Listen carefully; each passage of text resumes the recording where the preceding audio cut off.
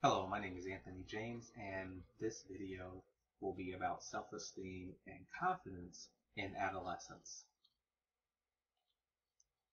Okay, so when I was in graduate school, I had a professor. Actually, he was a co-chair of our department.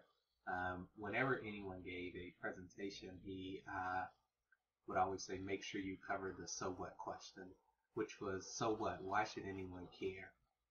And I thought that was relevant to this video because we are really trying to get at why do adolescent development scholars or researchers care about confidence or self-esteem, particularly during youth development or adolescent development. And when we talk about self-esteem or confidence, what we're really talking about is self-worth or a person's belief about their self-worth. And within that, what you should think about is that there is an evaluative portion, meaning the person is evaluating him or herself.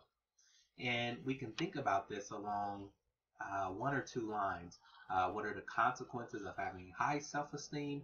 What are the consequences of having low self-esteem or self-confidence? Let's talk about the low first.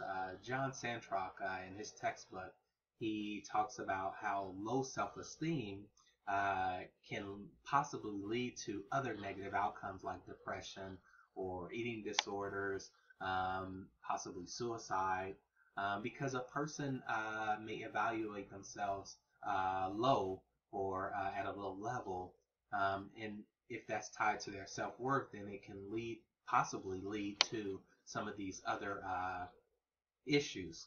And if we think about self-esteem in regards of what happens to it over the course of adolescence, we know that there is a natural dip for both boys and girls. To be sure, that dip in self-esteem is lower for young ladies. And so this is something that we should care about, okay, that we should try to figure out. And we can also, as I said before, think about self-esteem or self-concept in terms of what's the consequences of having high self-confidence. Well, the theory of positive youth development, it conceptualizes positive development in 5 ways. One of those 5 ways is confidence, again, self-worth, in that youth who have high confidence typically are able to thrive in their environment, or youth with self-confidence and these other developmental assets are able to thrive. And the question is why? Well, if we think about youth and they have strengths or abilities, well, they may not believe that they can use those strengths or those abilities if they evaluate themselves low.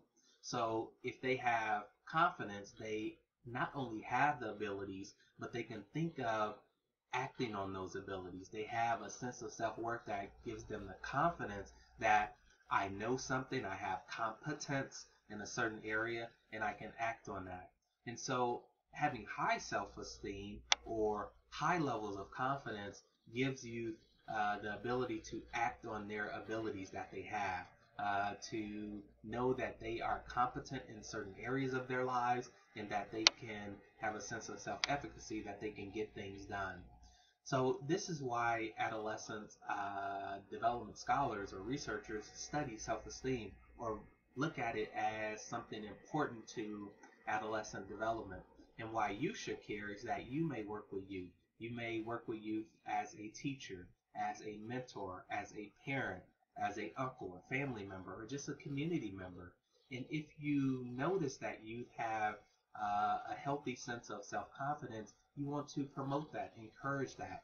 If you see youth with low self-confidence or low sense of self-esteem, then it should bring about a sense of alarm so that you can start doing things to lift up their confidence and self-esteem.